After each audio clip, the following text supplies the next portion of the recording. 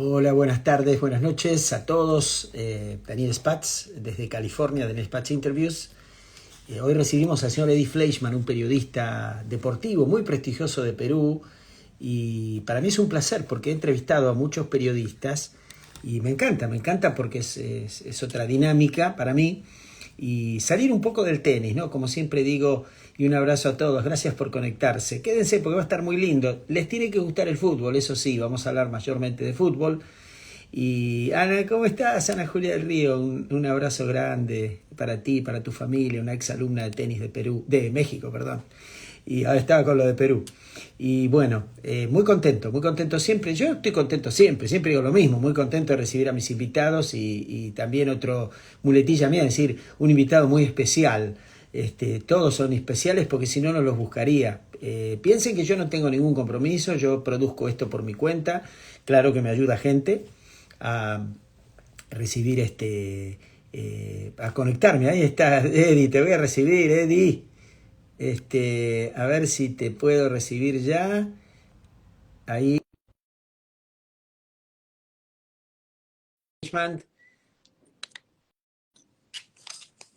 A ver si nos conectamos con Eddie desde Lima, Perú. Ahí está Eddie entrando, Eddie. Hola, Daniel, Por ¿cómo estás? fin, maestro. Un abrazo, Daniel. Perdóname el par de minutos de retraso. Un abrazo para ti. No, al contrario, te agradezco porque ¿te gusta que te entrevisten? Depende quién. Depende quién. En este caso sí, porque es alguien que conoce de deporte, que conozco hace muchos años, que me causa particular simpatía, que creo en sus buenas funciones y en sus buenos oficios, y por lo tanto me siento muy a gusto. Dame medio minuto que quiero prender una luz y el aire, que hace un poquito de calor. Dame medio minuto.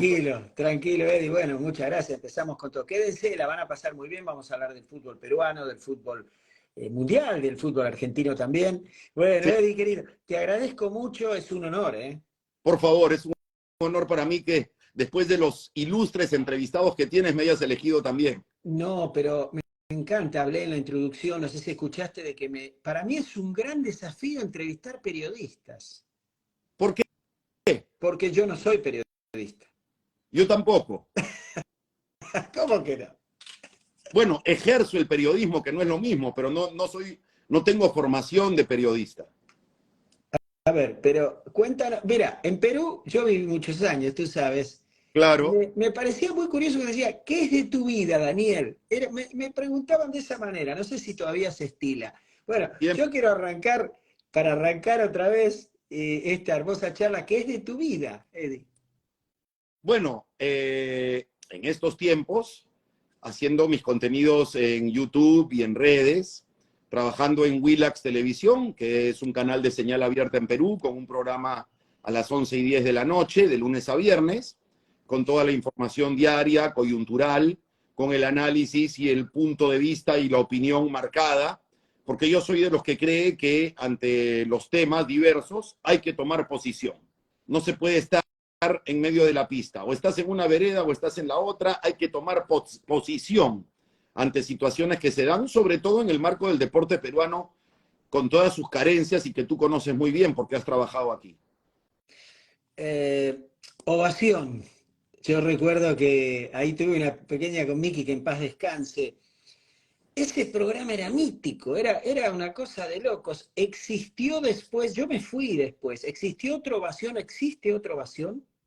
Mira, Ovación es un programa, primero para terminar lo que me preguntaba sobre qué es de mi vida, yo además en el camino hice una formación en máster en gestión deportiva, hice una formación durante pandemia en coaching deportivo, eh, que me fue muy útil para tener otra visión con respecto a la labor del deportista, de los entrenadores y de toda la gente vinculada al deporte, porque definitivamente desde la tribuna de un periodista las cosas no se ven igual que cuando uno está involucrado en la actividad del deportista.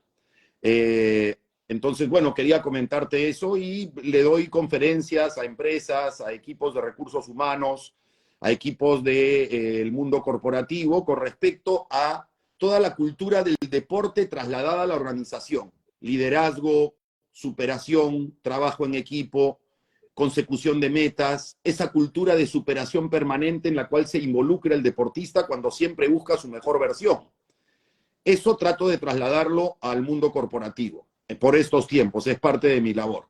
Con respecto a Ovación, Ovación surgió en el año 66-67 como un programa radial que lo conducía el padre de Miki Rospigliosi, Pocho Rospigliosi, que era muy amigo de José María Muñoz y de periodistas de toda Latinoamérica. Era un programa radial legendario. Había otro en esos tiempos que conducía otro periodista ilustre argentino en el Perú, Oscar Artacho, que tú debes recordar, te debe sonar su nombre. Sí. Oscar Artacho tenía lo que se llamaba pregón deportivo. Había 2 o 3 planteles importantes de transmisiones y de programas radiales.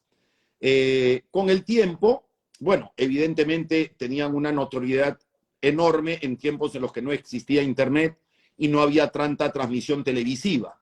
Entonces, Ovación tenía como lema, donde se hace deporte, ahí está Ovación. Te informaba de las ligas de todas partes, del tenis de Copa Davis, del tenis de Roland Garros, tenía producción diaria y de fines de semana de muchas horas. Yo era un oyente asiduo, habitual de Ovación, pero además de niño, Daniel era un lector recurrente del gráfico, aunque llegaba 8 días después al Perú, pero todas mis semanas las propinas se iban en el gráfico, en Don España, que llegaba un mes tarde, pero traía la información del fútbol europeo. Era un consumidor asiduo, voraz de los programas radiales y de la prensa escrita. Con el tiempo, yo estudié administración de empresas. En el año 88 falleció Pocho Rospigliosi, fue el mismo año en que yo terminé mi carrera en la Universidad del Pacífico, y con el tiempo me presentaron a Miki, y Miki me incorporó al plantel como un practicante, y yo analizaba y comentaba partidos de fútbol. Al poco tiempo nos convocó esta productora, FEMIR, tú quizás recuerdas a Fernando Miro Quesada, recuerdas a Jimmy Pestana, trataron para hacer Ovación en Canal 7, en RTP, que era el canal del Estado.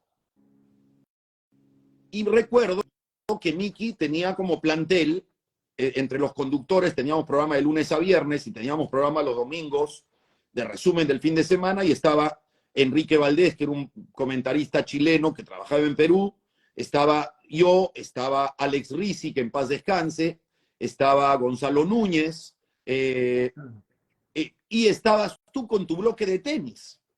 Tu de tenis, y recuerdo que venían también los hermanos Rubio, Arturo Rubio, que traían también temas relacionados al tenis, si no me equivoco, de Deporcentro Casuarinas, ¿te acuerdas?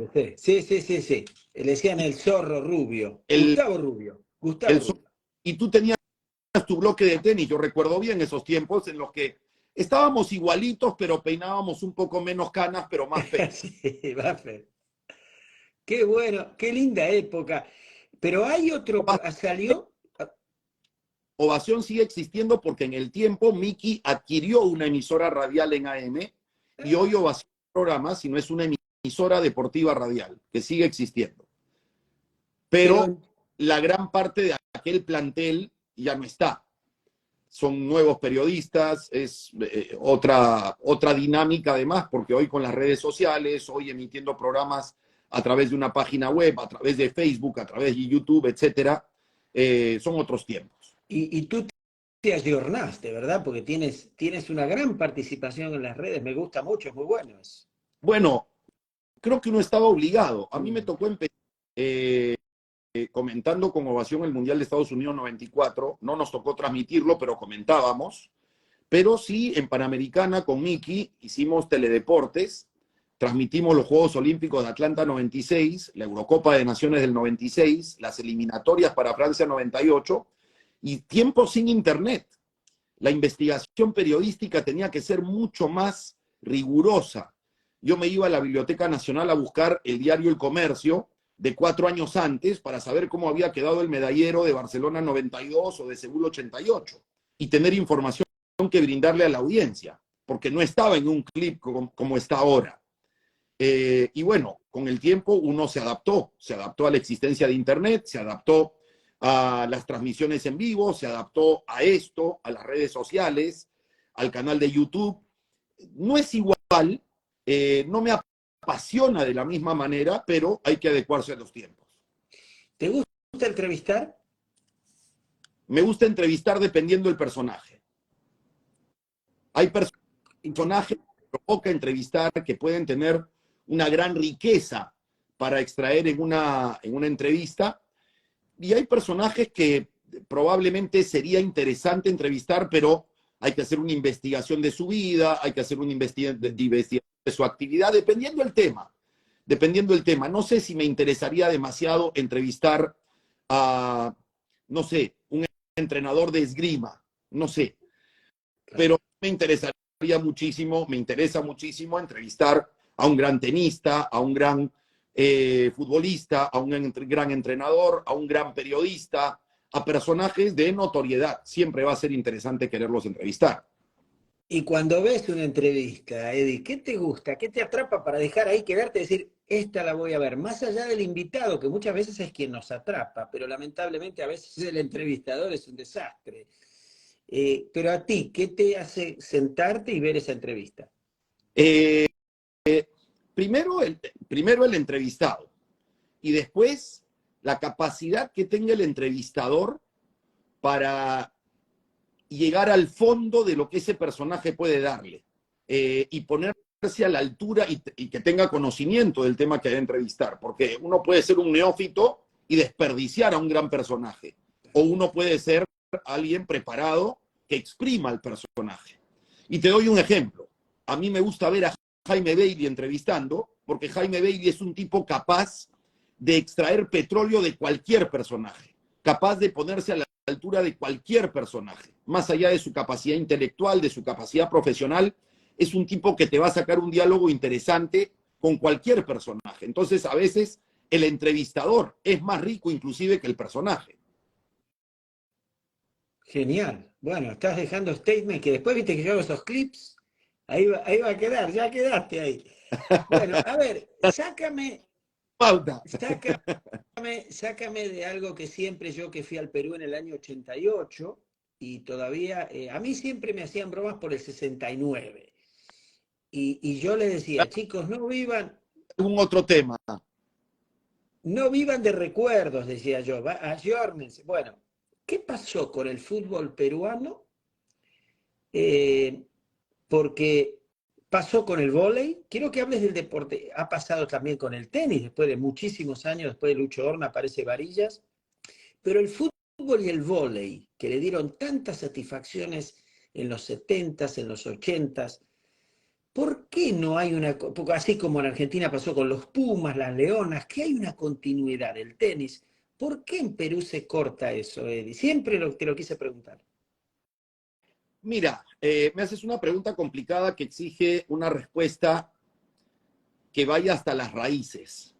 Porque creo que el Perú, en primer lugar, tiene una sociedad que no tiene interiorizado el concepto de trabajo en equipo. Me estás preguntando por deportes colectivos, porque en materia individual tenemos figuras. Tenemos muy buenos tablistas, tenemos a Diego Elías, que es número 1 del mundo en el squash. Tenemos a Kimberly García, que es doble campeona mundial en marcha atlética. Hemos tenido una medalla olímpica o varias medallas olímpicas en deportes individuales, salvo la de plata de voleibol en Seúl 88. En deportes colectivos no tenemos grandes glorias. Y creo que tiene que ver con una sociedad que no sabe, que no entiende la generosidad y la solidaridad de trabajar en equipo, en primer lugar. En segundo lugar, creo que estamos en una sociedad que no tiene cultura deportiva. Siempre hablo yo de Argentina, que a pesar de su crisis, con el peronismo, con los gobiernos, con la visión colectivista que tiene, que es catastrófica para mí, pero tiene una cultura del deporte que le ha permitido tener a un Carlos Reutemann en Fórmula 1, que le ha permitido tener campeonas del mundo en el hockey femenino, campeones olímpicos en el voleibol masculino, campeones olímpicos en el básquetbol masculino, campeones mundiales en el fútbol. Tiene una cultura de deporte tiene una infraestructura deportiva envidiable. En Argentina se puede jugar al golf en canchas públicas. En el Perú no existe. Yo quisiera jugar al golf y no puedo, porque para poder jugar al golf tendría que ser socio de un club que me costaría $50.000 ser socio. Entonces, para empezar, o más de $50.000, para empezar, hay una cultura de deporte en Argentina que en el Perú no existe. Y lo he vivido además como periodista cuando me ha tocado transmitir Juegos Olímpicos. Que la gente pedía, cuando ya existía Internet, que la gente pedía explicar por qué no se puede anotar un gol dentro del área en el handball. Que la gente pedía que se le explique cómo es la puntuación en saltos ornamentales, o qué se evalúa en el nado sincronizado, o cuáles son los estilos de natación. Quiere decir que hay una falta de cultura deportiva en general en la sociedad peruana. Entonces, llegamos a el rol del Estado. En el Perú, lamentablemente, la práctica deportiva no es un derecho que se le brinda al ciudadano como parte de su educación y de su formación. Para practicar el deporte en el Perú es casi un privilegio de pocos. No hay suficiente infraestructura a pesar de la enorme extensión geográfica que tiene el país. No hay en el Perú, cuando los presupuestos del Estado se redujeron, lo primero que redujeron y que suprimieron fue la obligatoriedad de la educación física en la escuela pública, que es atroz. O sea, el ser humano se forma por su capacidad intelectual, por su capacidad espiritual y por su formación física. El cuerpo es la máquina que nos lleva y nos trae y que nos mantiene y que nos hace desenvolvernos. Igual que un vehículo, la gente aquí es pulcra para llevar cada 5.000 kilómetros su auto a hacerle su servicio. Pero al cuerpo, darle cultura de salud preventiva, de actividad física recurrente, de deporte cotidiano, de practicar ejercicios 4 o 5 veces por semana, no hay esa cultura. Entonces, lamentablemente creo que tenemos que partir de la raíz. El voleibol en su momento era el deporte de bandera en el Perú. El voleibol fue, y el equipo que tú recordarás de Akira Kato, y después en el tiempo cuando viviste en el Perú, Mambo Park, no era un seleccionado de jugadoras que estaban en diferentes clubes y que se reunían para jugar por la selección. La selección era el laboratorio. La selección era de voleibolistas contratadas por la Compañía Peruana de Teléfonos, una empresa estatal, para que reciban un sueldo, pero se dediquen a jugar con la selección. Entrenen exclusivamente con la selección y jueguen 60, 70 partidos internacionales con la selección. En Rusia, en Unión Soviética, la Copa Liberación, con Checoslovaquia, con Corea, con Japón, con potencias mundiales. Y Perú se hizo potencia mundial, porque tenía un equipo conformado por un gran entrenador, por grandes jugadoras que trabajaban en un laboratorio y que hicieron un equipo de élite mundial. ¿Existe eso, Eddie? Perdón, ¿existe o se terminó eso? Eso se terminó porque cuando se privatizó empresas públicas, afortunadamente, porque era una carga enorme para el Estado, se abandonó el deporte, se abandonó la formación, y es un problema en todos los deportes colectivos. El Perú en básquetbol está suspendido internacionalmente por la Federación Internacional de Básquetbol. Perú hizo los Panamericanos Lima 2019 y no tenía equipo de básquetbol porque está suspendido. El voleibol dejó de ser el deporte de bandera. Perdón, Eddie, ¿por qué está suspendido? Está suspendido por un conflicto de intereses que generó que hubiera 2 federaciones, una reconocida en el Perú y una reconocida por FIBA. Entraron en conflicto. FIBA, al igual que FIFA o que el Comité Olímpico o que cualquier federación internacional deportiva, no reconoce a una disciplina cuando tiene injerencia gubernamental estatal. Entonces el Perú fue sujeto de toda competencia internacional en básquetbol hace más de 10 años. Es atroz. Ahora, Eddie, ¿y qué pasó para esto de suspender el fútbol del sub-17? ¿Por qué no se hizo el mundial ahí? ¿O no se hace el mundial en Perú?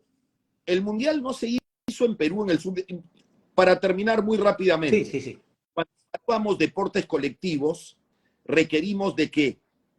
De armonía, de trabajo en equipo, de planificación, de visión de futuro, de formación de generaciones, de tener un estilo de juego, de tener una propuesta de juego, un propósito hacia el futuro. Todo eso no lo hay en el Perú, porque el rol del Estado en el deporte es paupérrimo, es atroz. Bueno, y volviendo al sub-17, tiene un poco que ver con ello y con la Federación Peruana actual. Cuando se tenía que hacer remodelaciones en los estadios, se presentaron presupuestos que después se presumió eran inflados. Entraron cuestionamientos, se retrasaron plazos, se incumplieron plazos ante FIFA y FIFA dijo, bueno, el Perú no cumple plazos, el gobierno no le da todo el respaldo a la federación, hay que cambiar de sede.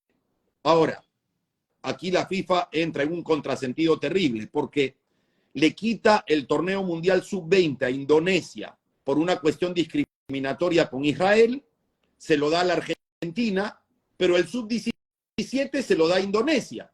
Entonces uno dice, ¿cómo? Indonesia es discriminador solo si Israel participa, pero dejó de ser discriminador si Israel no participa. Una contradicción total de FIFA. Pero bueno, esa es la historia de por qué el sub-17 no se juega en Perú. Te cuento algo, yo cuando estaba allá en Perú, recuerdo que los padres de cierto nivel adquisitivo, tú sabes, yo en el tenis, en deporte caro, jugaba la gente que podía pagar en general, y los niños jugaban al fútbol en las escuelas que estaba ahí en la planicie, no recuerdo de un exjugador que tenía una escuela de fútbol muy conocida, bueno, también Percy Rojas tenía su escuela. Claro. Pero los padres, cuando tú hablabas, decían, no, fútbol no, es de cholos. Así me decían. ¿Cómo? El fútbol, me decían, es de cholos, es de los negros. O sea, no estoy haciendo racismo, era lo que me decían. Naces de oriundos. Entonces, yo decía, pero si en Argentina ser jugador de fútbol es una profesión, en Italia, o sea, es un padre ya está jugando al fútbol, mi hijo. ¿Ha cambiado eso? ¿O lamentablemente hay esa visión de que el futbolista no es una persona seria, una No, persona educada? yo creo que eso cambió. Okay. Yo creo que aparte de algunos jugadores que hicieron carreras muy exitosas con el fútbol, por favor, ¿puedes apagarme esta luz? Esta que está atrás mío. A partir de jugadores que hicieron carreras muy importantes, te doy ejemplos, Chemo del Solar, Álvaro Barco, Claudio Pizarro, que venían quizá de sectores un poquito más pudientes, se dejó de considerar un tabú la carrera del futbolista. Cada vez más es una carrera que adoptan gente de todos los sectores. Pero lo que sí existe, porque conozco chicos que están en divisiones menores de algunos equipos, que están optando por ser jugadores, que están intentando hacer una carrera profesional, sí existe el entrenador que le dice al chico, pero si tú tienes plata, ¿por qué te dedicas al fútbol? Hay otros que no tienen que comer y ellos son los que van a ser futbolistas. El entrenador dice eso. De menores. Por eso es que yo soy muy crítico, severo crítico de los formadores en Perú, porque no tienen capacidad de docencia. Porque ¿Cómo se forman esos formadores? esa es la gran pregunta. ¿Quién forma los formadores?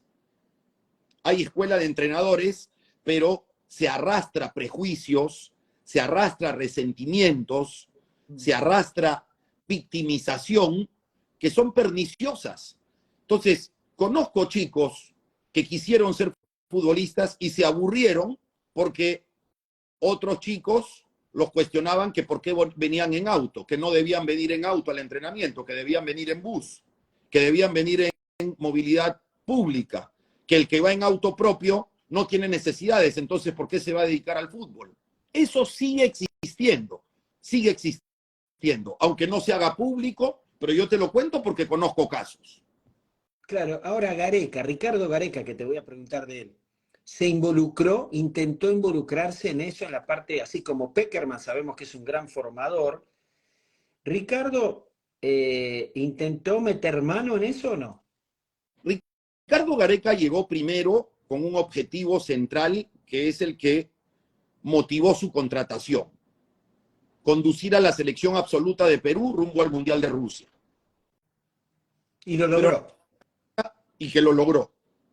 Que además fue una cuestión casi milagrosa, Daniel, casi milagrosa.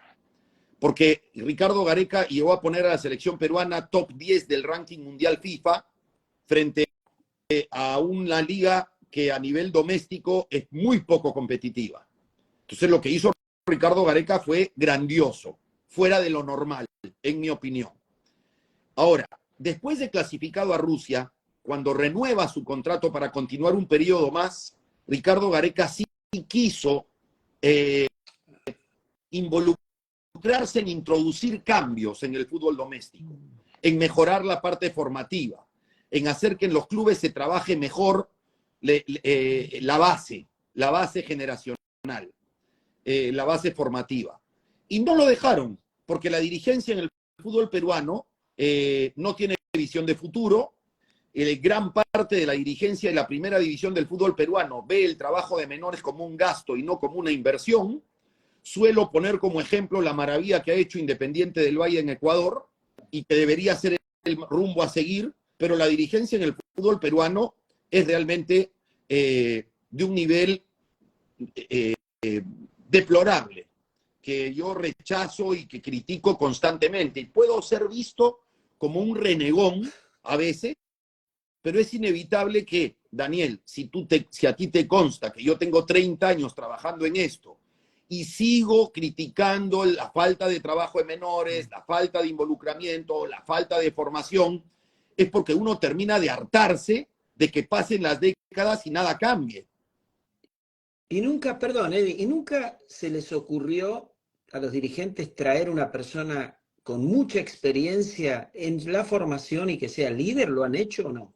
En algún momento, tú recordarás, hacia finales de los 80s, por ejemplo, Yugoslavia se puso de moda, porque Yugoslavia salió campeón mundial sub-20 en el Mundial de Chile en el 87. Mirko Josic se quedó dirigiendo al Colo-Colo, salió campeón de la Libertadores, si mal no recuerdo. Llegaron técnicos a dirigir en Sudamérica. Al Perú llegó Vladimir Popovic, que no tuvo éxito. Llegaron otros técnicos. Dragan Miranovic vino primero al Perú para trabajar un proceso sub-17 que fue interrumpido y que terminó yéndose a Ecuador. Y en general el cortoplacismo, la falta de paciencia para permitir que los procesos se completen, le ha hecho mucho daño al fútbol peruano. El fútbol peruano y la afición peruana y la prensa peruana se obsesionaron con el Mundial como si el Mundial fuera la panacea, la solución a todos los problemas. Y no, Perú fue al Mundial del 70, fue al Mundial 78, fue al Mundial 82 y uno se pregunta qué aprendió, de qué sirvió, qué trajo. Si yo me voy a la Feria Mundial de Textiles, me traigo nuevas tecnologías, me traigo nuevas marcas, me traigo maquinaria de última generación para producir mejor. El Mundial es la gran feria planetaria del fútbol. ¿Qué se trajo? ¿Qué se incorporó al fútbol peruano? Nada. Entonces, pasó la generación que terminó con la selección en el año 85 y después tuvimos un vacío generacional terrible. Hasta el equipo que dirigió Oblitas para el Mundial Francia 98, que quedó Perdón, por diferencia. Eddie, ese era muy bueno, ¿eh? ¿Cuál? Ese equipo a mí me gustaba, que Cristal era la base que casi gana la Copa Libertadores de América. Correcto. Juan Carlos Oblitas trabajó en un proceso que le llevó a ser tricampeón con Cristal, que le demoró 93, 94 o 94, 95, 96, y después lo toma Sergio Marcarián para la Copa Libertadores, y esa base sirve para la selección que estuvo, a diferencia de goles, de clasificar al Mundial de Francia. Corrígeme si fue esa derrota con Chile 4-0 que lo dejó afuera, Sí, ¿no? sí. Pero Perú, o sea, había una diferencia notable.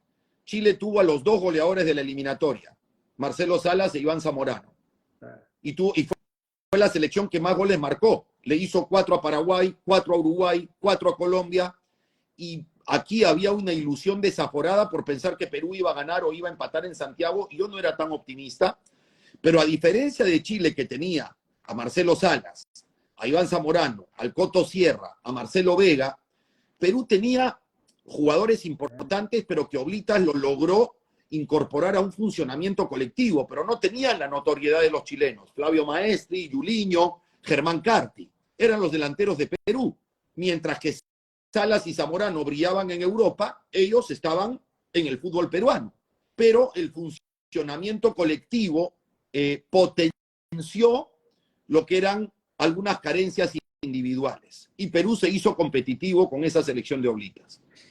Después Ricardo Gareca, en un proceso que yo consideraría parecido, con jugadores que una selección que no tenía la cotización ni de Colombia, ni de Uruguay, ni de Paraguay siquiera, ni de Chile, logró un funcionamiento colectivo. En determinado momento Gareca decía, ya encontré el equipo, ya encontré el funcionamiento. Gareca no solamente fue un entrenador de selección, fue un coach para los jugadores, fue un líder para el fútbol nacional, fue un líder, te diría, para la sociedad peruana, porque cada vez que daba una conferencia de prensa, daba un buen mensaje que podía llegar incluso a instancias gubernamentales como algo constructivo. Inclusive durante pandemia.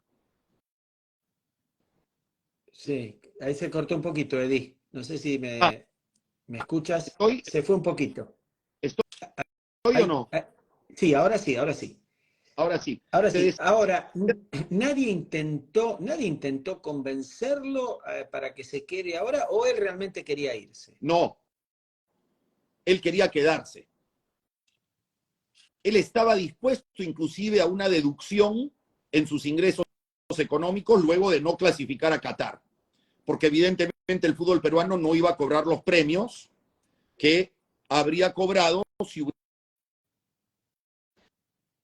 Entonces... Ahí te me fuiste, sí. Ahora estamos mejor. Sí. Ahora estoy con y está más firme la señal. Sí, quiero saludar, perdón, a todos, porque hay mucha gente mirando, Eddie. Tenemos más gente que en La Nación, Clarín, que hace vivos. Tenemos el diario que tienen 500.000 seguidores. No, espectacular, estoy feliz. Un abrazo a todos. Hay mucha gente de Perú. Bueno, gracias a ti, Daniel. Bueno, volviendo a Gareca, fue muy triste, ¿no? Eso, yo me acuerdo de esos momentos. Yo lo viví con tristeza. Yo también, porque yo era de los que... Perdón, ¿pensabas que se quedaba o no? Yo pensaba, o sea, cuando terminó el proceso clasificatorio y Perú quedó fuera y se intentaba renovar con él, yo pensé que se quedaba. Porque sabía que Gareca y su comando técnico estaban cómodos aquí y creían que había mucho por hacer todavía. Ahora, también hay que decir, yo era de los que pensaba, inclusive si Perú no llegaba siquiera al repechaje, si Perú quedaba sexto o séptimo, yo era de los que pensaba que Gareca había que renovarle no 4 años, sino 8, porque yo creo que él podía encabezar todo ese proceso de transformación de la base del fútbol peruano, que es lo más importante y lo más carente. Pero ¿qué pasó? La dirigencia de la federación ya no era la misma. El señor Oviedo, después del Mundial de Rusia, tuvo problemas judiciales, era el presidente de la federación, tuvo problemas judiciales por sus actividades empresariales particulares, fue preso y lo sustituyó su vicepresidente Agustín Lozano. Y Agustín Lozano, entre otras perlas en su gestión, fue sancionado por Conmebol por participar de reventa de entradas, que ya me parece absolutamente inmoral, pero increíblemente sigue recibiendo el respaldo de las bases de los clubes y de las ligas en el Perú. Pero más allá de ello, Ricardo Gareca, cuando estaba en proceso de negociación para permanecer en el fútbol peruano, supo que la prensa peruana ya sabía los términos del contrato nuevo que iba a firmar, porque según su propio representante, la Federación Peruana de Fútbol le había roto la confidencialidad al soltarle información a la prensa. Y ahí Ricardo Gareca dejó de confiar en su interlocutor. Ahí Ricardo Gareca no creyó más en que debía permanecer aquí porque vio que no tenía un par con quien asociarse en este proyecto que le generara suficiente confianza. Yo creo que eso lo golpeó anímicamente. Ricardo Gareca quedó con una imagen, creo que impecable en el fútbol peruano, pero creo yo con el dolor de su corazón, suyo, de Santín, del preparador físico, de todo su equipo técnico, dejaron la selección peruana y hoy están prácticamente contratados por la selección de Bahrein. No sabía. Sí, aparentemente están a punto de cerrar contrato por 2 años con la selección de Bahrein para dirigirlos en la Copa de Asia y probablemente en la eliminatoria para el Mundial Norteamericano. Claro. Bueno, no, te iba a preguntar justo si, obviamente hay un técnico, Juan Reynoso. Juan Reynoso. Bueno, ojalá que le vaya bien, pero si no fuese posible, ¿te gustaría o piensas que Ricardo regresaría al Perú algún día o ya no? Yo creo que sí regresaría al Perú, pero con otra dirigencia. Okay. Yo creo que regresaría al Perú porque él en el Perú disfrutó de su trabajo, disfrutó de la vida en el Perú, se sintió cómodo en el Perú. Yo creo que él recibió mucho apoyo, mucho cariño, mucho afecto en el Perú. Y Ricardo Gareca, por lo menos a mí, me demostró su amor por el Perú. Un amor por el Perú que inclusive muchos peruanos quizá no tienen. Porque durante la pandemia, cuando el fútbol en el Perú se detuvo y en muchos lugares de Sudamérica ya empezaba a volver, Gareca decidió quedarse en Perú solo, sin su familia, con su mascota, solo para intentar lograr ante las autoridades que el fútbol vuelva, se reactive. Y se quedó muchos meses aquí, solo, inclusive daba mensajes en conferencia de prensa y en entrevistas sobre el rol que debía tener el Estado, la confianza que había que tener en la gente, que había que entendiendo que en un país tenía 70% de personas que salen a trabajar día a día a buscar la comida del día, tenía que irse soltando el encierro. Gareca demostró amor por el Perú. Y por eso a mí me dio mucha pena que no continuara. Y yo sí creo que él volvería, pero mi opinión es que él volvería en otro contexto, con otra dirigencia. Ahora, sobre Juan Reynoso, es el mejor entrenador peruano, y yo no tengo ninguna duda. Tiene cualidades distintas a la de Ricardo Gareca. No sé si le va a tocar el mismo éxito porque Juan Reynoso toma la generación de Ricardo Gareca 7 años después. Claro. Y ya la selección peruana tiene un promedio de edad de 30 años. Y no hay en el camino, producto de la incompetencia en el tema de formación, no hay en el camino figuras que aparezcan y que uno diga, aquí está el sustituto de Cueva, aquí está el sustituto de Farfán, aquí está el sustituto de Guerrero. No están. Correcto, Edwin. No, te escucho atentamente, no me gusta interrumpir. Mira, nos quedan 20 minutos porque el tiempo pasa muy rápido y se corta esto. Quiero tirarte cosas que te van a encantar porque eres hombre de deporte y ahora vamos a un ping-pong y respuestas rápidas. ¿Es Galese el mejor arquero de la historia del fútbol peruano? Sin ninguna duda, para mí sí. Perfecto. Arquero de la Liga Premier de Inglaterra. Perfecto. Te hago estos tres, dame el orden. Cubillas, Cueto, Sotil. ¿En qué orden los pones? Cubillas, Cueto, Sotil. Y alguno, viste, así como en Argentina está Messi, Maradona, Kempes, y después viene Riquelme, Aymar, Alonso. Bueno, tú sabes. Nómbrame otros tres en esa línea, en ese puesto, en ese talento que vendrían en segunda línea. ¿Quiénes serían? Ahora, te quiero preguntar algo antes. ¿Me lo estás preguntando por su rol en la selección o como futbolista simplemente? No, futbolista mundial, integral. Ok. Claudio Pizarro, Norberto Solano,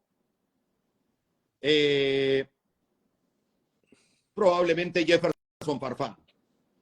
Bueno, y ahora te pongo a los delanteros. Uno que es un gran amigo, Percy Rojas. Hazme el orden. Paolo, Pizarro, Flavio Maestri y Oblitas. Bueno, Oblitas puntero izquierdo, los demás. Claro, pero digo delantero. Claudio Pizarro número 1. Para mí lo he hecho. A Claudio lo pones por encima de Paolo. Sí. ¿Por qué? Te voy a decir por qué. Paolo Guerrero tuvo una gran resonancia en la eliminatoria para el Mundial de Rusia. Pero en su carrera a nivel de clubes, no destacó en Europa, en el Hamburgo, no destacó en el Bayern de Múnich, y lo mejor que hizo estuvo en Brasil. Claudio Pizarro es ídolo en dos clubes de la Bundesliga, en el Bayern de Múnich y en el Werder Bremen. Claudio Pizarro fue solicitado por Guardiola y por José Mourinho. Claudio Pizarro fue el máximo delantero extranjero en una de las ligas más difíciles del mundo, como la alemana. Claudio Pizarro mantuvo el Perú en el mapa del fútbol mundial cuando la selección no daba pie con bola. Se hablaba de Perú y se hablaba de Claudio Pizarro. Yo creo que lo hecho por Claudio Pizarro en Europa no tiene un parangón, no tiene un paralelo.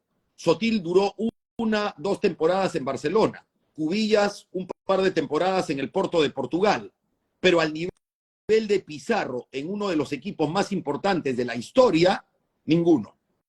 Por eso es que pongo a Pizarro encima.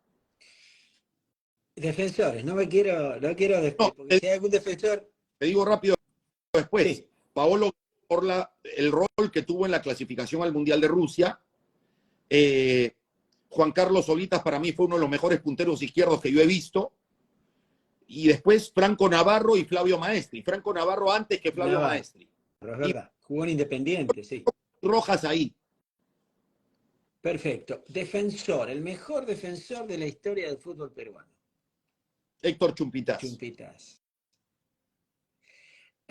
¿Y quién? Alguien que, viste que decimos no le ata los cordones, como decimos los zapatos, pero alguno que, sin desmerecer a nadie, alguno en estos 20 años, 30 años que haya sobresalido en la defensa, Eddie. Sí. Alberto Rodríguez.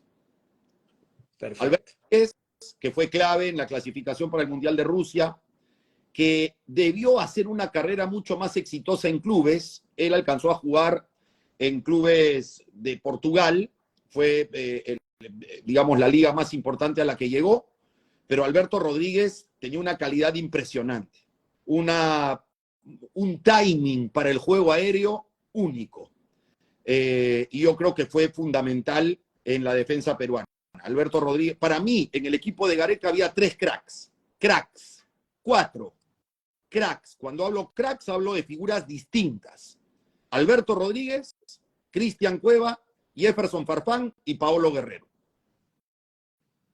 Perfecto. Te llevo al fútbol mío de Argentina, que conoces tanto. Hazme el orden, Maradona, Messi, Kempes para ti. Messi, Maradona, Kempes. Y ahora te digo la del millón, ¿Maradona o Messi? ¿O los dos? Messi sin ninguna duda. ¿Pero por qué? Porque yo creo que Messi fue Maradona todas las semanas, durante todos los meses, durante todos los años. O sea, el tiempo de vigencia, la velocidad a la que Messi hacía lo suyo, la cantidad de veces que lo hizo, creo que supera lo de Maradona. A ver, si repasamos un poco, Maradona, yo lo vi nacer para el fútbol en Argentinos Juniors. Brillante. Su temporada con Boca en el 81, con Brindisi, con Escudero, con Krasowski en la mitad de la cancha, etcétera, brillante. Pero después fue a Barcelona y no destacó tanto. Fue campeón de la Copa del Rey, pero no fue campeón del torneo español, no tuvo tanta trascendencia en los torneos europeos, no fue goleador de la Liga, y en Italia sí tuvo 2 temporadas maravillosas con el Napoli cuando sale campeón y gana el Scudetto. Pero después a nivel europeo alcanza la Copa UEFA, pero en la Copa de Campeones de Europa no tuvo trascendencia. Gana la Copa UEFA el Napoli, que es el segundo torneo de clubes, es como la Europa League hoy. Después, creo que Maradona con la selección argentina tiene un mundial malo, que es el de España 82, y tiene 2 mundial, uno brillante, espectacular, México 86, y tiene uno como Italia 90, donde tuvo chispazos que fueron determinantes para que Argentina llegue a la final. Pero después va al Sevilla, ya en el declive, porque ya pues sabemos los problemas que tuvo, va al Sevilla y no trasciende. Va a Newell's Old Boys de Rosario y no trasciende. Va a Boca y algo más o menos coincide con Norberto Solano al final de su carrera. Entonces, los picos que tuvo Maradona fueron algunos muy importantes, pero para Messi su carrera fue una meseta en el más alto nivel. 7 veces ganador del Balón de Oro, 7 veces Pichichi en la Liga Española sin ser un delantero neto, la cantidad de goles y de asistencias, su participación en las acciones de gol, la cantidad, es decir, nosotros vemos el gol de Maradona a Argentina como el mejor gol de la historia de los mundiales. Perdón, Inglaterra. El gol de Maradona a Inglaterra, el mejor gol de la historia de los mundiales. Pregunto yo, ¿cuántos goles apilando 5 o 6 rivales hizo Messi en su carrera? ¿100? ¿150? No, está bien, Eddie, pero ahí te digo, como argentino, ese partido tenía un valor emocional por el tema que era Inglaterra. Correcto, correcto. Entonces aquí yo te voy a responder con lo que le digo siempre a los argentinos, cuando me piden una opinión sobre el tema. Cuando se mezcla lo emocional y la sensibilidad por la nacionalidad y por el espíritu y por el rescate de los valores nacionales que le dio Maradona a la Argentina, entiendo que se le encumbre por encima de todos. Pero los que vemos fútbol sin el pasaporte, los que vemos fútbol estrictamente como el deporte, como tú ves el tenis, no te importa si Djokovic es serbio, no te importa si Nadal es español o si Federer es suizo o si Del Potro es argentino. Ves el tenis. Cuando yo veo el fútbol, yo no veo a alguien que haya hecho todo lo que ha hecho Messi en su carrera. Y yo no involucro sentimientos, involucro lo estrictamente técnico, lo productivo, la productividad que ha tenido Messi a lo largo de 16, 17 años de carrera, no la ha tenido ningún futbolista en la historia, ni Pelé. Fantástico. Eddie, Perú, el pueblo futbolero peruano, históricamente, ¿es pro Brasil o pro Argentina? Mira, yo te voy a decir algo antes de responderte que quizás pueda sonar antipático para los argentinos. No es mi intención, no es mi intención.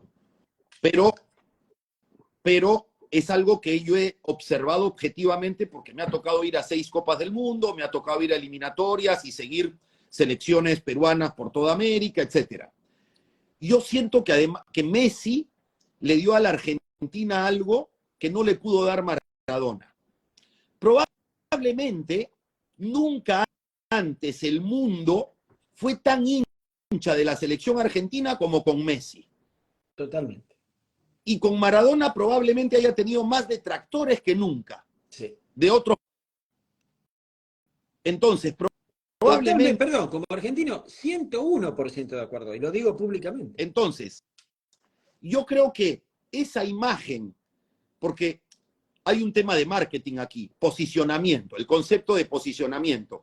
¿Qué se le viene a la cabeza a un mexicano, a un chileno, a un uruguayo, a un peruano, a un francés, a un inglés, a un belga, cuando se hablaba de la Argentina de Maradona? Brillante, pero arrogante, prepotente, muy competitivo, muy nacionalista, antipático. Bueno, y también se decía el tema de la droga, ¿no? Decían drogadicto, que eso es un tema que yo, viste. Yo no he querido entrar a ese terreno. Pero sí, a mí me lo decían. Ok, yo quiero hablar estrictamente del posicionamiento que se hizo la selección argentina en la mente del consumidor del fútbol en el mundo. Y creo que la selección con Scaloni y con Messi, perfil bajo, respeto, valores por el deporte, sensibilidad, solidaridad, buenas formas, que fueron un poquito contrastadas con el gesto del Dibu Martínez el día de la final del Mundial, pero que bueno, es un arranque individual. Pero yo creo que nunca antes la selección argentina tuvo tantos hinchas en el mundo como con esta selección de Scaloni con Messi en la cancha. Hoy por hoy, ¿existe esa simpatía? Por ejemplo, ¿crees que cuando Argentina vaya ahora va a ser bien recibida la selección? Yo creo que sí. Siempre están, porque tú sabes que en el mundo los hinchas de Boca prefieren que gane un colombiano a que gane River. Seguro, y al revés también. Los hinchas de Real Madrid van a querer que pierda Argentina porque está Messi. Y Real Madrid tiene hinchas en el mundo entero. Los hinchas de Barcelona siempre van a querer que pierda Portugal porque está Cristiano Ronaldo, hasta que Cristiano Ronaldo se retire. Funciona un poco así. Pero yo creo que en el Perú la Argentina es admirada. Yo creo que, por ejemplo, la sencillez, la productividad, la capacidad de Lionel Messi sobrepasó lo que generaba el fútbol brasileño de admiración y que se perdió con la arrogancia de Neymar. Neymar provocó que sea visto como un jugador que finge faltas, sí, que finge penales, que se burla del rival, que tiene desplantes con el rival, y entonces ya la gente empezó a identificar a Brasil como un equipo muy poderoso, pero que mira a los rivales por encima del hombro, que no los respeta. Y en cambio se empezó a ver a la Argentina como un equipo de perfil bajo, de productividad, de respeto y de valores. Pero creo que el técnico, perdón Eddie, toda la línea la baja Scaloni, es espectacular. Así es. Todo el plantel técnico, Aimar, Scaloni, Samuel Ayala, impresionante ese cuerpo técnico. Y yo no olvido, porque los periodistas somos así, nos equivocamos, a veces nos tenemos que tragar nuestras palabras, pero no olvido lo que se decía cuando se nombró a Scaloni como técnico con Walter Samuel y con Pablo Aimar, lo que decía la prensa argentina, que después muy pocos tuvieron la dignidad de pedir disculpas, muy pocos, pero la verdad es que Lionel Scaloni dio una lección de trabajo, de sencillez, de humildad, de pasión por lo que hacía y de capacidad de aglutinar voluntades, porque fue el único capaz de hacer que Argentina funcione como un equipo con o sin Messi. Por supuesto, fue capaz de explotar lo mejor de Messi, porque lo rodeó muy bien. Tuvo esa... Eddie, pero y sin grandes estrellas, como en otro momento Argentina, porque no tenía grandes estrellas. Es verdad. Siempre, por ejemplo... McAllister, Fernández, Álvarez, no eran estrellas de Paul, no eran estrellas del fútbol. Tuvo la visión Scaloni de hacerlo titular a Julián Álvarez en pleno mundial, cuando Lautaro no le funcionó con Arabia Saudí. Tuvo la virtud de encontrar al sustituto de Lo Celso, que se lesiona antes del mundial. Yo, cuando veía a la Argentina, inclusive desde San Paoli, del Mundial de Rusia, que me tocó transmitir, porque además fue Perú y me tocó transmitirlo para la televisión peruana, y veía a la Argentina, decía a este equipo, inclusive antes del Mundial de Qatar y en la eliminatoria, decía a este equipo argentino le falta laterales, le falta un Zanetti, le falta un Sorín. Los laterales que tiene hoy no llegan a campo rival como llegaban Zanetti y Sorín. Sorín terminaba como 9, hacía goles. Zanetti era un extremo. Pero esta selección, sin tener a Zanetti y a Sorín, supo tener en Montiel, en Acuña, laterales productivos. Tagliafico, un muy buen trabajo. En el Ajax hizo una gran carrera. Sí. Logró darles un rol dentro del equipo. Es un poco lo que hizo Gareca. Hizo entender a jugadores que no eran grandes estrellas, que si cumplían su rol dentro de la maquinaria del equipo para que esta maquinaria esté aceitada, los resultados podían llegar. Perdón, te hago, nos quedan 5 minutitos y quiero que me resumas, porque es un placer escucharte. ¿Para qué está Perú en las eliminatorias, la Copa América? ¿Para qué está Perú? Yo te digo, hoy yo veo la eliminatoria sudamericana así, en orden alfabético para que nadie se ofenda. Argentina, Brasil, Chile, Argentina, Brasil, Colombia, Ecuador, Uruguay, como 5 clasificados. A esos 5, yo los veo clasificados. Y veo en un segundo pelotón, Perú, Paraguay, Chile, Venezuela, Bolivia, para pelear un cupo y medio.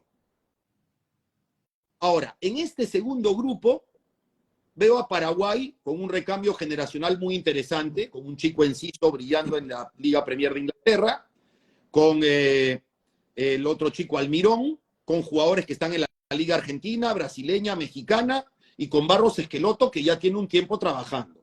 Y Paraguay siempre es un rival duro. Veo a Chile con dificultades en el recambio generacional todavía, pero yo soy uno de los que cree en la labor de Berizzo. Yo creo en la capacidad de Berizzo. Creo que Venezuela no va a ser fácil.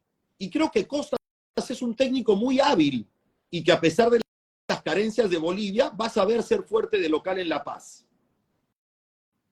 Y a mí me preocupa Perú, seriamente, porque tiene una selección promedio de edad 30 años, la más vieja de todas en Sudamérica, la de menos recambio generacional, con jugadores en declive, los más importantes. Siento que el equipo peruano no tiene contundencia ofensiva, hoy no tiene a la Padula, pero no tiene al mejor Carrillo, no tiene al mejor Cueva, no tiene a Farfán y a Guerrero, tiene a un chico Brian Reina que pinta bien, tiene un chico Grimaldo que pinta bien, pero no están consagrados. Entonces, ¿para qué está en la eliminatoria? Para pelear un cupo y medio con el pelotón de los 5 de abajo. ¿Y para qué está en la Copa América? Bueno, tiene que afrontar primero 6 partidos este año, que son Paraguay de visita, Brasil de local, Chile de visita, Argentina de local, Bolivia de visita, Venezuela de local, todos este año. Entonces, de esos 6 partidos, los 4 que son rivales directos los tiene que enfrentar. Chile, Bolivia, Venezuela y Paraguay los tiene que enfrentar. Tiene que sacar puntos ahí. Si no saca... Sí, Eddie, de los 18 puntos, ¿con cuántos firmas ahora a fin de año dices, Daniel, estamos bien con esos puntos que sacamos, objetivamente? A ver, 1 con Paraguay, 1 con Brasil o Argentina, a pesar de jugar en Lima, 1 punto con ambos, uno de los dos. 1 con Chile de visita o con Bolivia y 3 con Venezuela en Lima. Con 6 puntos firmo y está en carrera, con 6 puntos. Pero después creo yo, porque la eliminatoria se detiene en la sexta hasta septiembre del próximo año. Y ahí y creo que la Copa América tiene que ser el tubo de ensayo para Reynoso, donde tiene que venir el cambio generacional ya de forma más abundante. Ya tiene que haber cambios en la selección y la columna vertebral tiene que empezar a cambiar si queremos tener opción para el 2024 y 2025. Bueno, Eddie, y te quiero despedir con una pregunta de deporte general. El deportista más grande, el deportista, o pueden ser 2 o 3, que más hayas admirado en tu vida. Tanta riqueza deportiva que tienes y cultura deportiva. Puede ser, perdón, mujer u hombre, ¿no? No, el sexo no claro, tiene nada que ver. me es muy difícil. Te voy a mencionar algunos casos, porque no, me parecería injusto dejar de mencionar. Por ejemplo, Tom Brady, a mí no me gusta el fútbol americano, pero Tom Brady me parece un fenómeno. Michael Jordan. Yo creo que en pocos deportes colectivos había una diferencia tan amplia entre un jugador y el resto. Rafael Nadal, en el tenis, que es tu materia principal. Tú también eres un monstruo en el deporte, pero el tenis es tu especialidad. Y yo digo Rafael Nadal ni por estadísticas, ni por arte, ni por técnica. Por esto. Porque el carácter, la cabeza, la capacidad de resiliencia y de recuperación que ha tenido a lo largo de su carrera, la caballerosidad que ha tenido Rafael Nadal, la falta de malas reacciones. Nunca lo vi romper una raqueta. Él dijo en conferencia de prensa, el que se equivoca soy yo, no la raqueta. ¿Por qué no caen las provocaciones de Kyrgios? Porque él dice, lo que me interesa a mí es lo que pasa de la net para acá. Lo que pasa de la net para allá no es mi tema. Ese tipo de valores y esa capacidad de recuperarse ante la adversidad una y otra vez, caer en el ranking, volver a ser el número 1, volver a caer, volver a ganar, me parece impresionante. Rafael Nadal. Eddie, perdón, no quiero ser malcriado, se va a cortar y no quiero de irme sin despedirte, porque después la seguimos, vamos a hacer otra charla. Mil gracias, espero que hayas estado cómodo. Muy cómodo, te iba a mencionar Usain Bolt, Michael Phelps, para no dejar de mencionar a otros monstruos. Daniel, lo pasé excelente, te mando un abrazo, ojalá se pueda repetir pronto. Sí, hay mucho para hablar, pero no quiero que se corte así sin saludarnos. Un abrazo enorme, seguimos en contacto. Ahora la voy a bajar al canal de YouTube. Un abrazo. Gracias a todos, buenas noches, espectacular.